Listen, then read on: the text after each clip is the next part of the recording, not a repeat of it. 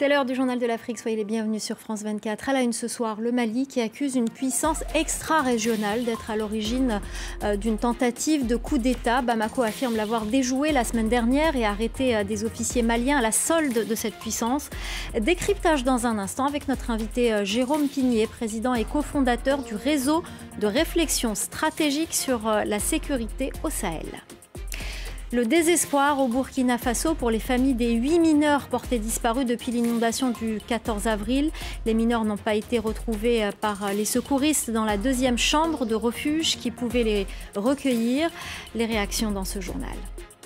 Et à la fin de cette édition, on vous proposera le portrait d'un jeune immigré sénégalais. Le jeune homme qui a grandi en Italie s'est rendu célèbre dans le monde entier grâce au réseau social TikTok. Reportage à suivre. Une tentative de coup d'État a-t-elle été déjouée au Mali? C'est en tout cas ce qu'affirment les militaires au pouvoir. Ils pointent du doigt des officiers maliens aux ordres d'un État occidental sans le nommer.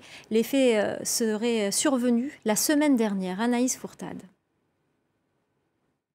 Bulletin spécial à la télévision d'État malienne. Un groupuscule d'officiers et de sous-officiers antiprogressistes maliens a tenté un coup d'État dans la nuit du 11 au 12 mai 2022.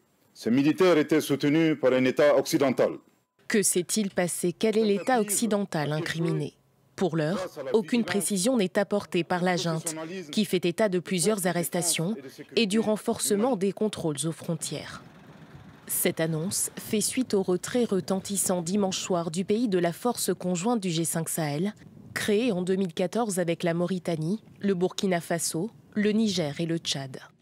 Bamako devait en prendre la présidence en février dernier. Une menace venue de l'extérieur est là encore pointée du doigt. L'opposition de certains États du G5 Sahel à la présidence du Mali est liée aux manœuvres d'un État extra-régional visant désespérément à isoler notre pays, le Mali. Le Mali se rapproche de plus en plus de la Russie et s'éloigne chaque jour un peu plus des États occidentaux. Plus tôt ce mois-ci, la junte au pouvoir avait rompu les accords de défense encadrant la présence sur le sol malien de la force française Barkhane et de la force européenne Takuba.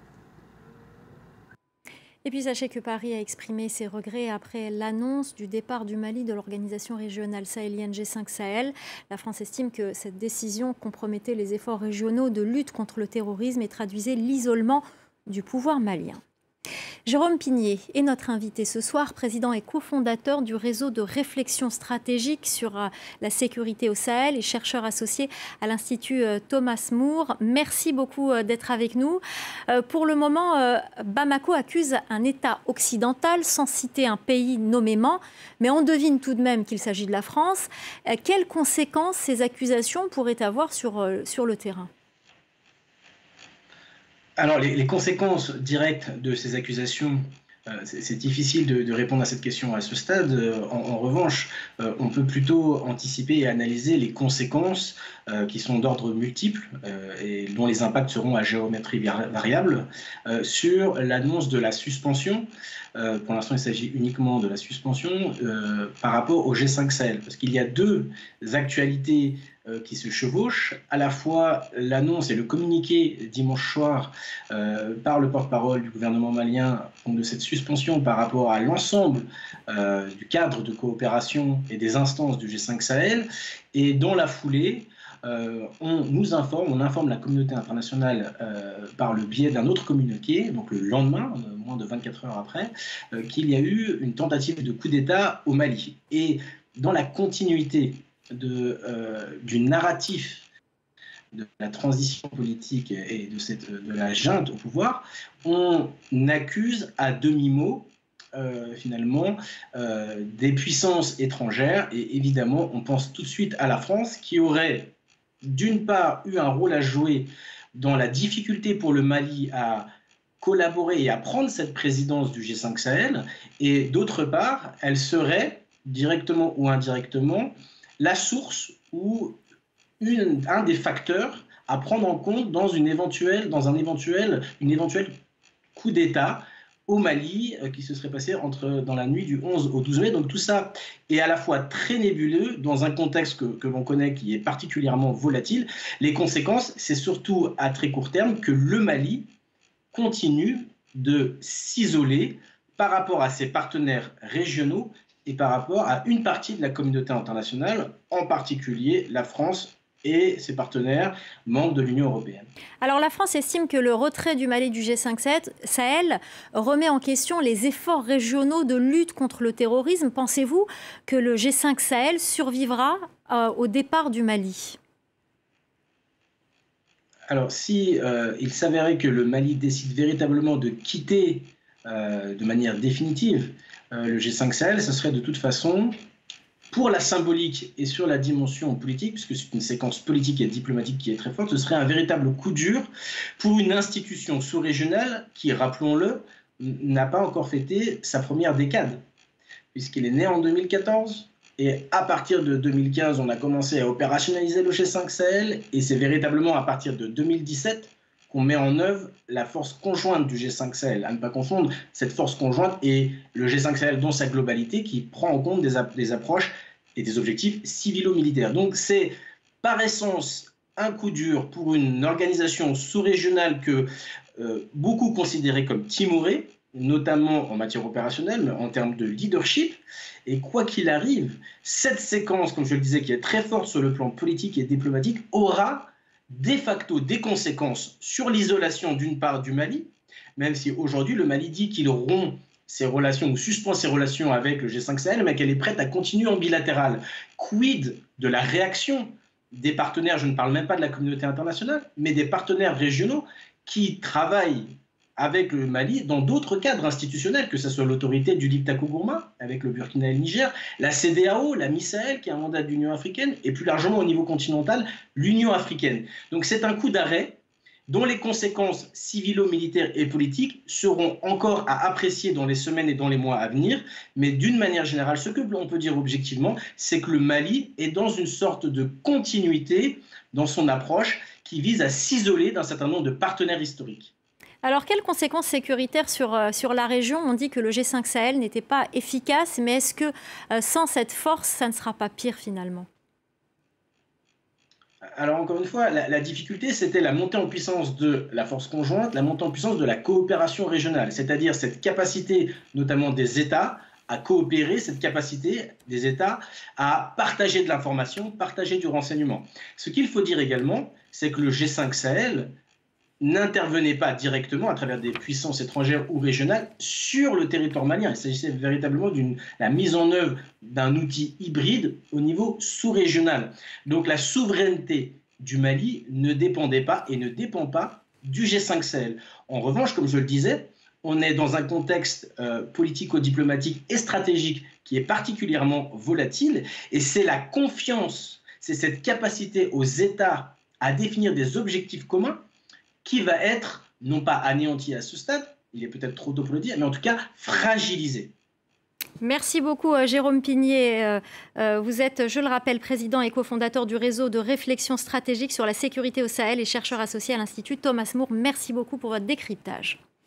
Au Burkina Faso, les chances de retrouver vivants les mineurs bloqués depuis un mois dans la mine de Perkoa s'amenuisent. Aucun mineur n'a été retrouvé dans la chambre de refuge. Les recherches continuent. Depuis l'incident, aucun contact radio n'a pu être établi avec les mineurs coincés dans les galeries. Écoutez. Pas du tout facile, hein? C'est une déception.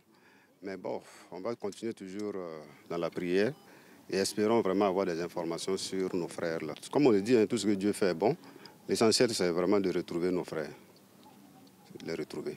Nous avons atteint une étape aujourd'hui où tous nos espoirs étaient fondés sur la chambre de refuge.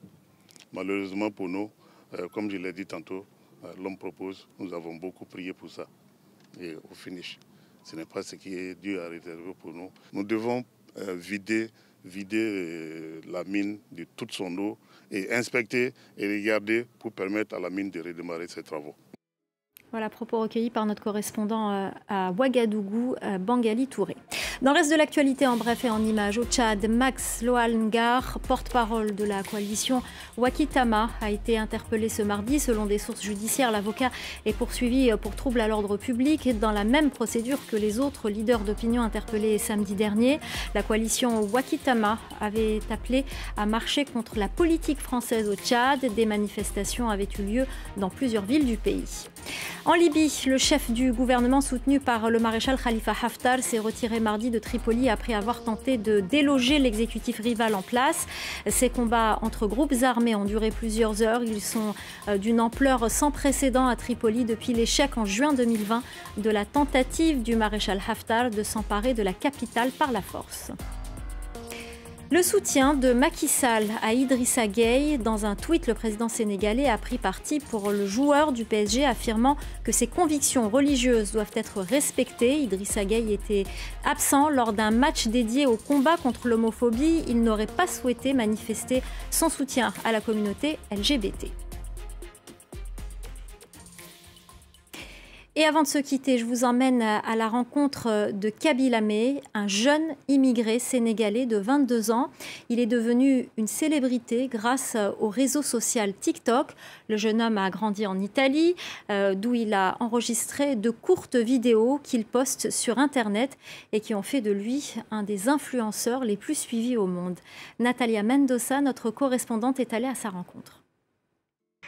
Il est devenu un phénomène mondial de la toile grâce à une idée simple, tourner en dérision les tutoriels d'astuces qu'on trouve sur Internet. Comme ici, cette personne montre comment couper un citron en morceaux. Kaby Lamé, lui, propose une version bien plus simple. Le tout sans dire un mot. Faire des vidéos muettes, c'est ma façon de me faire comprendre partout dans le monde. Dans mes vidéos, je ne parle pas, mais j'utilise les expressions faciales, les gestes, je bouge mes mains. Et à la fin, les gens comprennent ce que je veux dire. Des sketchs qu'il conclut toujours avec ce geste. Désormais, sa marque de fabrique. Voilà. Je le fais tellement souvent que mes mains en sont usées. Et ça marche. Sur le réseau social TikTok, Kaby Lamé est aujourd'hui le deuxième compte le plus suivi au monde. Certaines de ses vidéos atteignent plus de 200 millions de vues. Hey, ciao Kaby. Hey, possiamo fare una photo? Il est drôle et avec un simple geste, il arrive à divertir les gens. Il est très drôle et c'est quelqu'un de très simple en même temps. J'aime le fait qu'il a commencé à faire ses vidéos tout seul. Il est parti de rien et il est arrivé si loin. Avant de devenir une star de la toile, Kaby Lamé enchaînait les petits boulots dans la périphérie milanaise. C'est là qu'il a grandi avec sa famille, originaire du Sénégal. J'ai un lien très fort avec le Sénégal. J'espère qu'un jour j'y retournerai. J'aimerais y aller pour faire des œuvres de bienfaisance, peut-être aider quelques écoles ou apporter des choses dont ils ont besoin. Désormais, les grandes marques de la mode frappent à sa porte pour des campagnes publicitaires. Et il n'est pas rare de croiser son image dans les rues du shopping à Milan. Voilà, c'est la fin du Journal de l'Afrique. Merci aux équipes en régie, à notre chef d'édition Célia Caracena et merci à vous de nous être fidèles. Restez avec nous, l'info continue sur France 24.